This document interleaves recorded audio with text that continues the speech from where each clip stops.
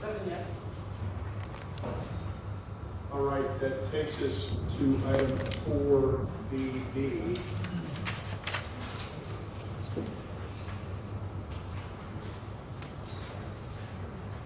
Item 4 is approving alcoholic beverage license applications for the following. This one, BB, is Main Gate. They're at 2956 East Grand Avenue, who is looking for a C liquor license, a temporary, in conjunction with the Iowa State Fair. Councilmember Moore. Thank you, Mayor. I assume everybody's got a report from the police department. 12 calls there since the beginning of the year, and they don't really seem to be too much out of hand. However, I've got numerous calls. This is a bar where a lot of Harleys like to hang out. I'm not opposed to Harleys, I own one myself.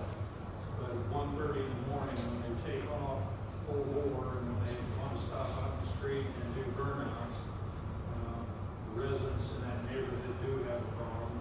I've had a person lives up near East 33rd and State Street, which is 3/4 of a mile away, complain about hearing them doing burnouts down there and leaving at high rates of speed.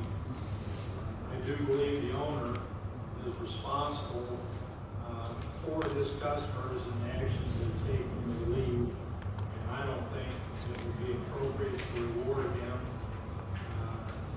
giving him this C liquor. I think it's for possibly outdoor service is what he's asking for. I'm going to make the motion to deny for the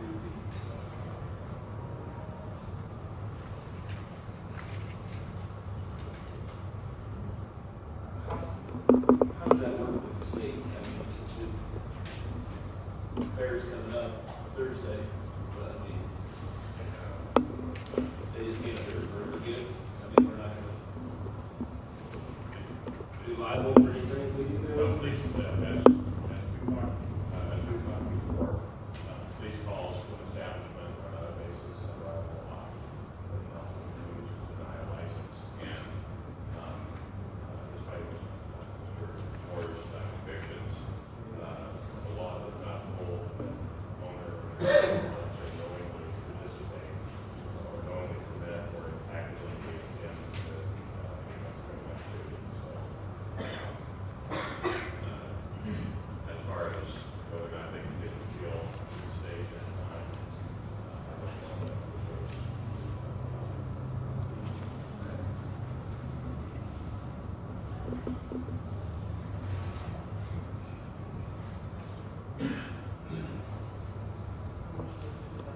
All right, motion is to deny. Speak up, please. Okay, the motion here is to deny the temporary liquor permit for Main Gate. This is for outside service, is it not? that's what my understanding. So their outside bar is right there near the corner of East Grand and 30th. So that is the motion. But they would still be able to serve inside the establishment. What we're impacting here is only the outside. Well, and they can buy inside and then I think take it outside. That's correct. Yep, it's just to deny them being able to go out there and take orders, bring it out to them. Right.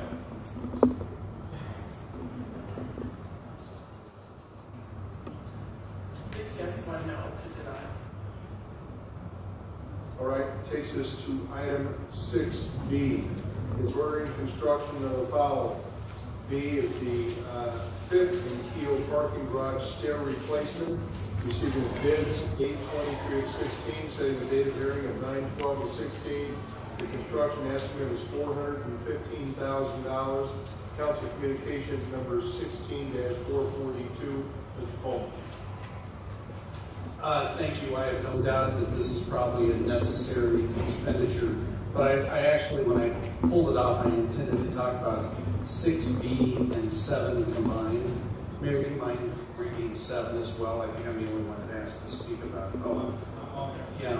Wars on their proposal for 7. So, 7 is the professional service agreement with Walter P. Moore and Associates, Inc. for parking structure assessment and parking consulting services for the parking garages facility condition study not to exceed $175,000, council communication 16-444. A couple of thoughts on these two together. One, we're making a pretty substantial investment in repairing one garage. On the action before, we're saying in order to make good decisions about what improvements are necessary in the garages, we need to hire a consultant. I wish we would have had more information here, and if I missed this over the last few meetings leading up to it, I apologize for that. I think in a perfect scenario, we suspend the improvements that we're making and paying for right now until the study's done if it's necessary. Manager, I just would share with you in your office, I thought the information council was given was lacking. I know it said we did an RFQ and there was a selection process, but I had no idea what the other bids were or the other amounts were or who the other potential vendors were. I think because it's engineering kind of work, I'd be surprised if we didn't have qualified people that were here in town. We've hired somebody from Kansas City to do this work. All that's disappointing to me. I tied it to 6B and 7 together just because of the irony of the two action items back to back.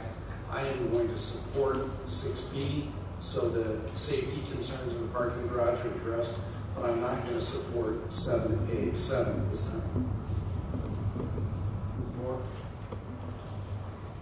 I just want to make a statement that as far as I know, I'm not related to all the people.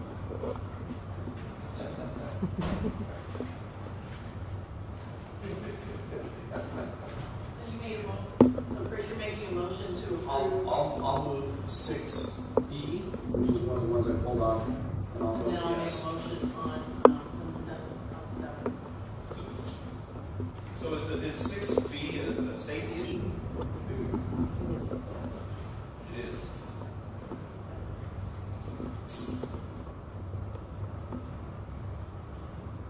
Yes. All right. Item 7, I think we probably need a motion on that. I'll make a motion to approve item 7. I did have a question because I knew that we have done studies on a regular basis, but the information I received back is focused on item 7. So we don't have anyone that can do this engineering, do this type of work? As a city engineer, not to this level. It's an exhaustive study of the entire each of the facilities, and there is a local sub doing some of the HVAC portion, but we do not have a local engineering firm that does that type of park construction. There's Walker and Associates and some of those others, but there's not a specialty parking firm in Des Moines.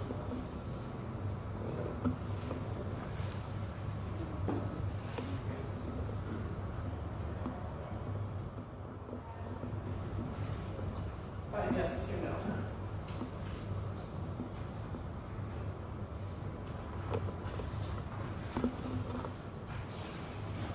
All right, that takes us to item 17.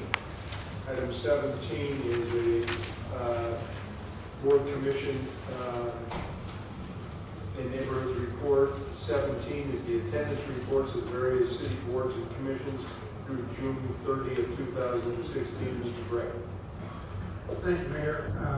This is my time on the council. This is the third time we've reviewed this, and it appears we're going nowhere. I looked at these reports. Let me give you a little background here. Access Advisory Board, that's one that really brought it to light. My appointment went to his first meeting last month. There wasn't even enough members there to form a quorum to have a meeting. That's kind of absurd in this day and age. But Access Advisory Board, 3 of the members have not made a meeting at all this year. 3 of them have missed half or more. Civil Service, one of the most important boards we've got out there. 1 person's not made them at all. Another one missed 7 to 10. I mean, this gets worse. the Historic Preservation Commission, 2 missed 5 of the 6 meetings. 1 missed half himself. Housing Appeals Board, 1 missed 4 out of 6. Housing Service Board, 2 missed 5 of 6. Urban Design Review, 2 missed half or more. You know, as I look up and down all the people sitting on the council, would anybody sitting here find it acceptable if we only came to half the meetings? I think we'd be out of here pretty darn quick. We have these boards and commissions perform a great service to the city and to advisory boards here at the city council. And I can't see that we put people and continue to leave people on who don't put any emphasis on it and don't show up. What I'd like to do is, you know, we've talked about it, we've agonized about it in the past, but we just seem to be getting no traction. What I'd like to do is put this back into the city legal team and